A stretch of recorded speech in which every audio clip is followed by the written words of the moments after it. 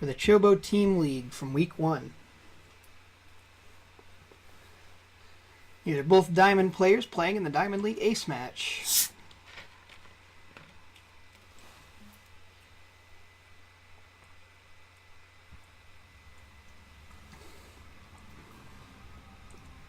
So, spawning in the lower left, playing as Dream of Doge, as I Dream of Doge is his in-game name. We have the player whose official name within the Chobo Team League is Fox, playing as a Purple Terran. Down in the lower left here on Frost. And spawning in the lower right, we have Flubz, playing as a Yellow Zerg for Team Composite. Apparently there was a pause they had to work through.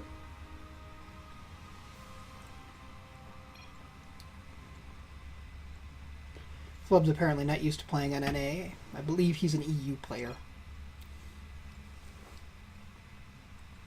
Anyway, his initial Scouting Overlord going in the wrong direction. I will say I've almost never seen the Scouting Overlord go in the right direction here in Chobo Team League. I'm not sure why. People have really bad luck with their Scouting Overlords. Every time, man.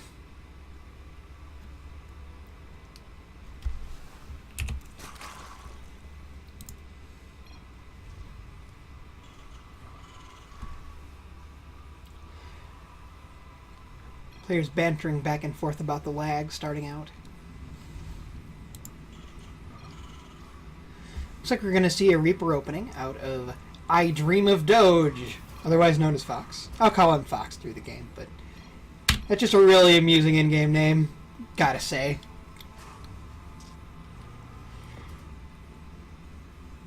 Anyway, the second Overlord is, of course, heading in the right direction, choosing to scout both of the close locations, and the first scout, SCV, seems to be routed to go past the Zolnaga Watchtower.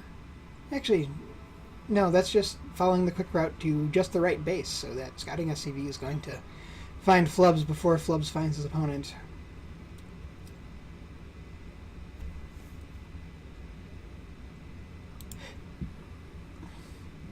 And so Flubz discovers that the hatch is down already, and knowing anything about timings, he'll know that that was a hatch first play rather than a pool first play. And he comes in and sees the pool not done yet. So, hatch first, no gas, pretty greedy build out of Flubz. But you can almost always get away with that against Terran. For any Zerg players out there, that's a pretty typical opening against a Terran. You don't usually open that way in ZVZ or ZVP, but against a Terran, almost always hatch first. Sometimes take the gas early or go for those speedlings, but generally hatch first is the way to go. So, got that Reaper heading across the map. With the SCV having targeted the base, the Reaper might actually have absolutely nothing to oppose it. In fact, it won't, because the first queens aren't out yet, and with no Zerglings being made yet, Reaper's probably going to get a kill or 3.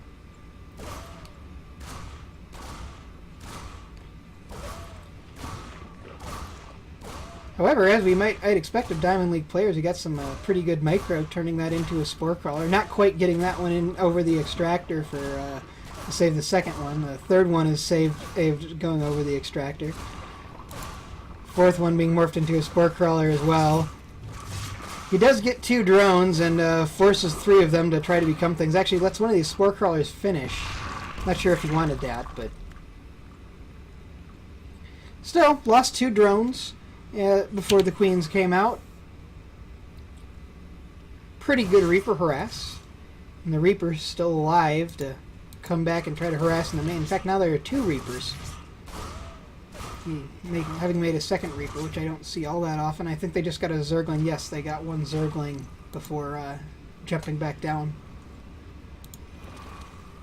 The 2 Reapers can take out a Queen if they are properly microed.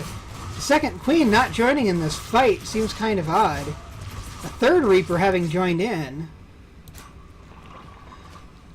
So apparently Fox, or I Dream of Doge, really loves his Reaper harass.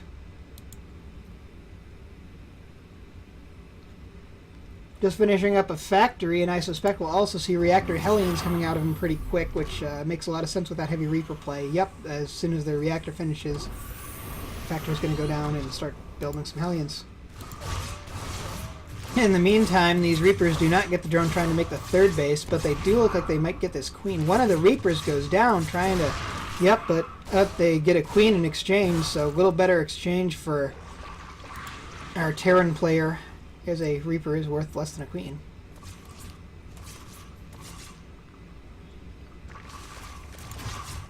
And Flubz still not having taken any gas yet, mostly just continuing to make more and more queens to go with more and more drones and a few wings, but mostly queens and drones. Using the extra queens as his defense.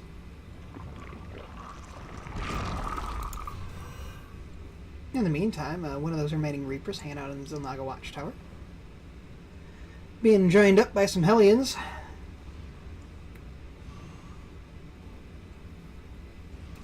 Really good Overlord spread out of Flubz at this point, because he's seen that there's absolutely nothing that can shoot flying, so he's getting a really nice Overlord spread going on. Taking down an active Creep Tumor and running back for the moment. Doesn't really have enough Hellions yet to attack into that, but a few more on the way. He might well soon start working on this newly formed base with those Hellions and the one remaining Reaper.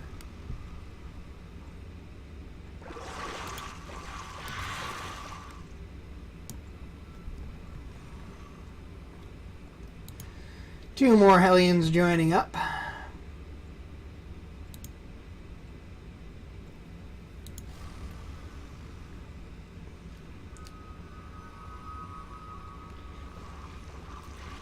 And our Terran player seems to have switched out of Hellion production after making those 6 and is now starting to produce Marines. His stim pack is about halfway done, and we see 2 E-Bays on the way back home for our Terran player. In the meantime, our Zerg player is taking +1 Carapace and +1 melee.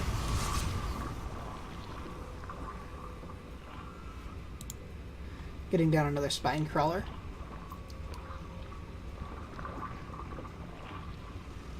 And getting more and more queens. Let's say this guy loves his queens. No complaint about that. Queen's a good unit. About to lose one, though. Looks like he's going to lose the other one, too. Before this Spine Crawler completes. But there's already queens on the way to replace it. Another queen coming out, and this drone's not actually taking damage, as the new queen and Spine Crawler being enough to push back the little Terran harass squad. He has lost a few Hellions during that whole exchange, but all in all, the harassment squad is doing a pretty efficient harassment for Fox.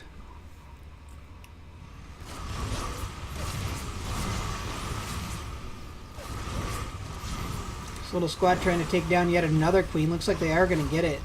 Nope, they're backing off before the queen goes down.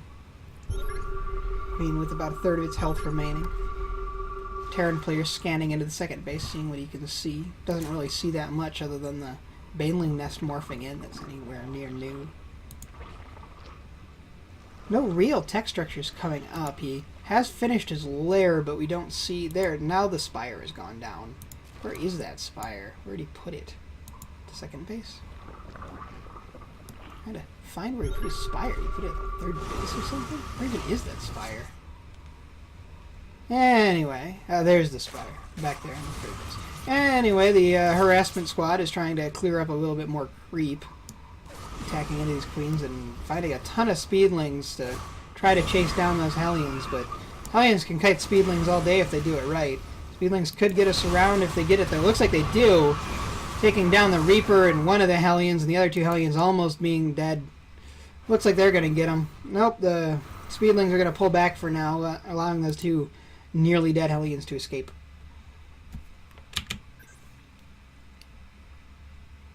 Pretty good exchange there for our Zerg player, though, finally really shutting down that harassment. But in the meantime, there hasn't been more harassment units built for Fox back home, just lots and lots of Marines. Just raw Marines. I don't even see a single Marauder there. And does he even have a Marauder? I don't think he has a single Marauder on the map. Yeah, no Marauders, just tons of Marines. And the first 2 medevacs. 2 Widow Mines also going to head out. joining up, and it looks like he's going to move out with all these Marines. In the meantime, Baneling speed on the way for our Zerg player, as well as +2 carapace in attack. And another base just being set down.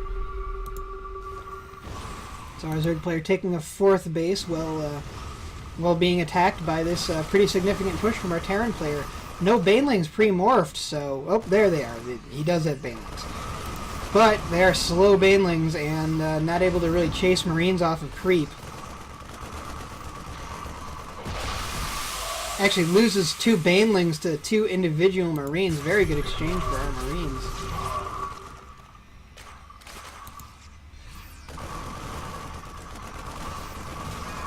Our Terran player taking down a few Banelings for free.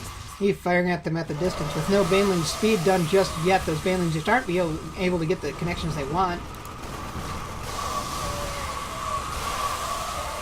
Finally able to clear up this army, especially as those mutas just come out. A small contingent of the Terran army picked up to come drop over here, getting a few drones before they're pulled, but the mutas are going to be able to clean this up.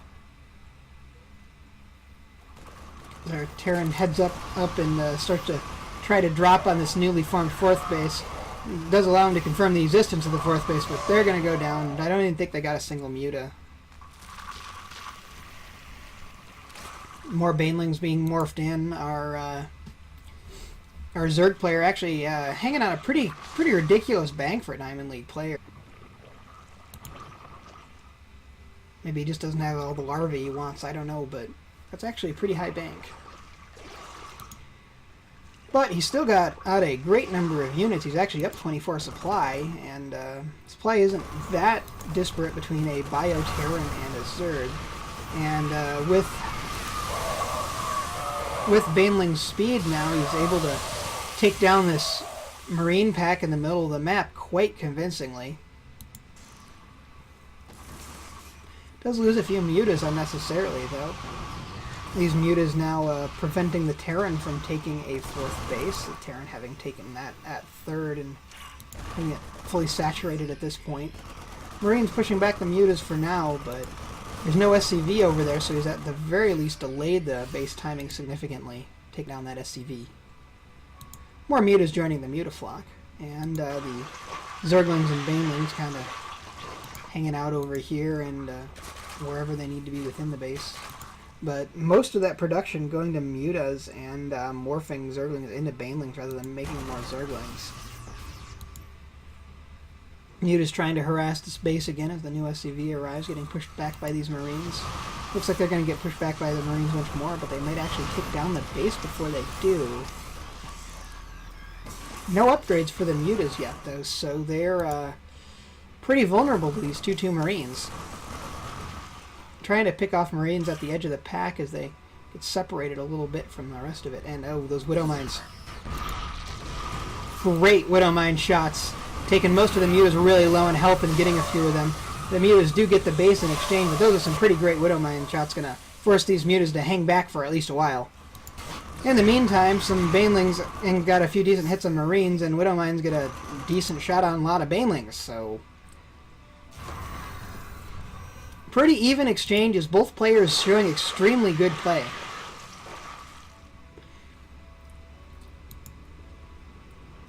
Flubz now having spent most of that bank, getting a ton more mutas, morphing in more Banelings, ending up with a bit of a mineral bank, but that often happens as a Zerg player going as heavily into mutas as Flubz is trying to. But he is now up, 45 supply. It's looking really good for our Zerg player here. The ground upgrades match, even if he doesn't have any air upgrades. He has a ton of mutas. And let's look at the units tab. How many mutas is his flock up to? 31. 31 is an absolutely huge number of mutas, able to one-shot missile turrets and the like. So, there's a lot of mutas. Now, these Widow Mines, they could be doing some work. Widow Mines are almost dead here, though, so as soon as they are seen by any sort of map vision, they're going to go down.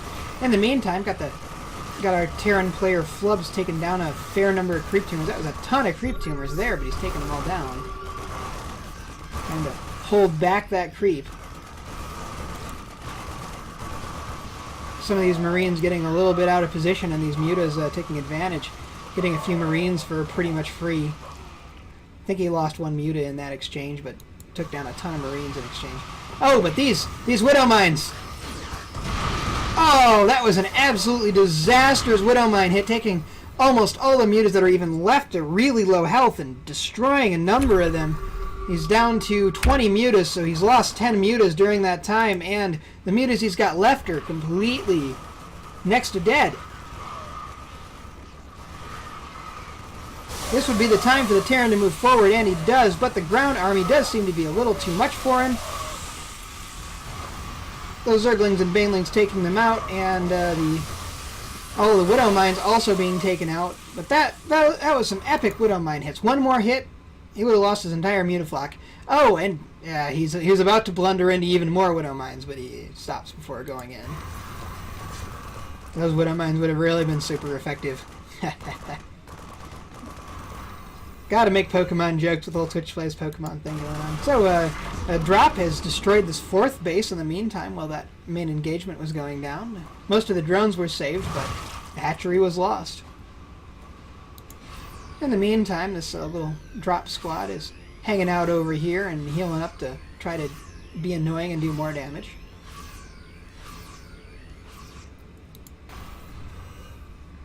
And our Zerg player moving forward with pretty much his entire army to take on this small Terran army. Widow Mine's burrowing very quickly. Looks like they're going to get some, well, not really very good hits, actually. They just go off on a few Zerglings. One more decent hit on a few Zerglings, but still not great. Not nearly as epic as his earlier Widow Mine hits. Flubz now carrying around observers with most of his armies just to make absolutely sure not to have that Widow Mine problem he did before.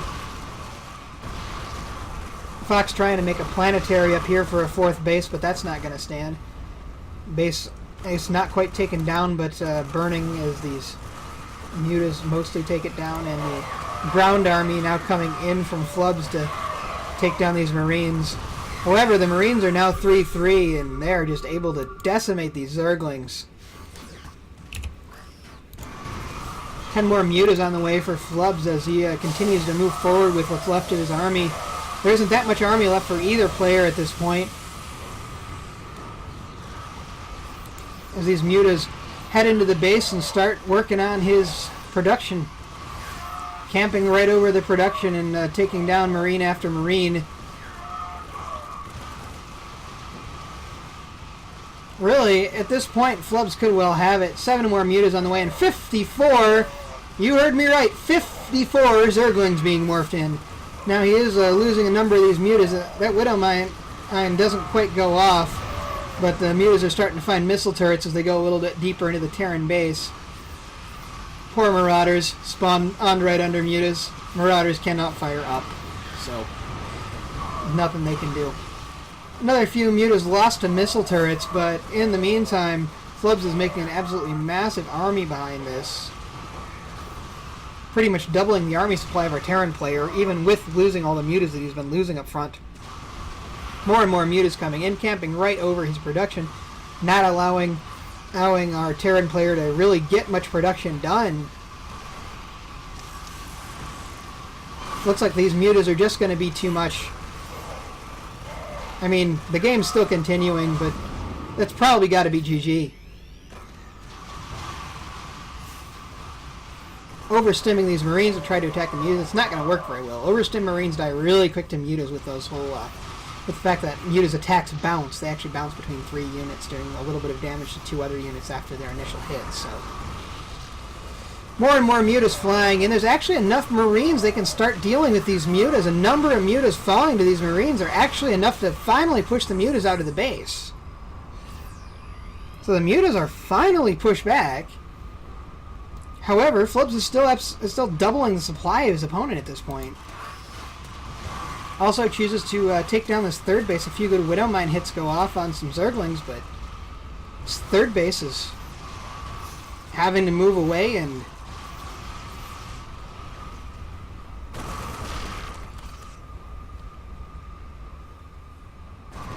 Those mutas continuing to do work. He's going to barely save that supply depot, but... And his supply is coming a little closer towards Flubs' supply at this point, but... Really, Flubs has a massive lead at this point in the game. The only real thing that Fox has going for him is that those mutas, and he keeps investing so heavily into mutas, but the mutas are completely unupgraded, so they can't really deal with Marines, and he keeps trying to deal with Marines with them. It just isn't going to work. If he wants to deal with Marines, he's going to have to send in his ground army, and looks like that's what he's planning on doing, morphing in a ton of Banes out on the edge of creep here. That is quite the number of active creep tumors. It's funny that he's not expanding them farther, and look at all these active tumors.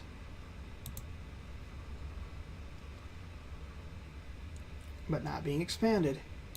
In the meantime, Fox finally has a decent army together.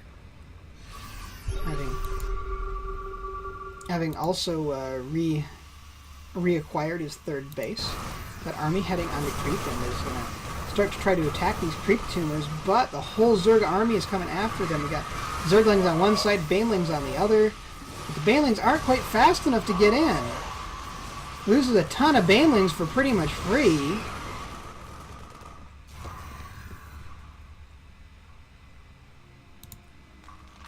That was a pretty great engagement for Fox. It didn't quite catch him up. I mean, Flubs is still in a pretty significant lead, but that was a really good engagement. Looks like he's going to get a number of these creep tumors after the creep ape is attempted to be pushed forward. Yep, he gets all the new tumors. With just those two Marines. The Marines are taken down, but that was a lot of creep tumors, man. But creep still continues to extend across the map. Our Muta is going to come down and try to attack that third base again. They are going to get there before the missile turrets are up. There's one missile turret in the back, but only one missile turret isn't going to do much against all these Mutas. They take down one of the SCVs building a missile turret, take down the one missile turret that's already there, and also prevent the other missile turret from getting built. But the Marines are going to push them off. Those missile turrets having at the least bought enough time for the Marines to get there. They did get an overseer that was traveling with those Mutas as well, so.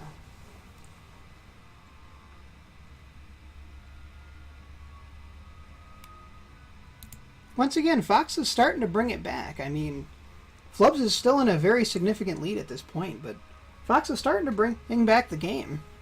Starting to catch up somewhat. With those 3/3 Marines, he does have a, significant upgrade lead, and we see +1 attack finally coming for those Mutas, as well as an infestation hit, so our Zerg player can go to 3/3.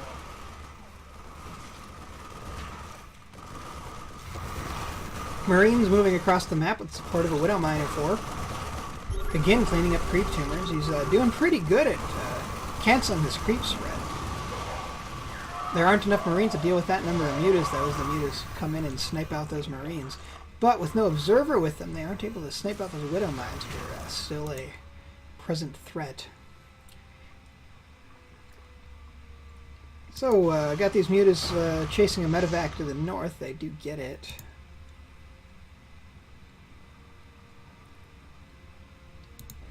And our Terran player, again, trying to take a 4th base, which makes a lot of sense. He's got to be pretty mined out at all of his bases. Yeah, not very many minerals left. Almost nothing there. Almost nothing there. He's pretty mined out, so he's going to need to take a 4th if he wants to continue in this game.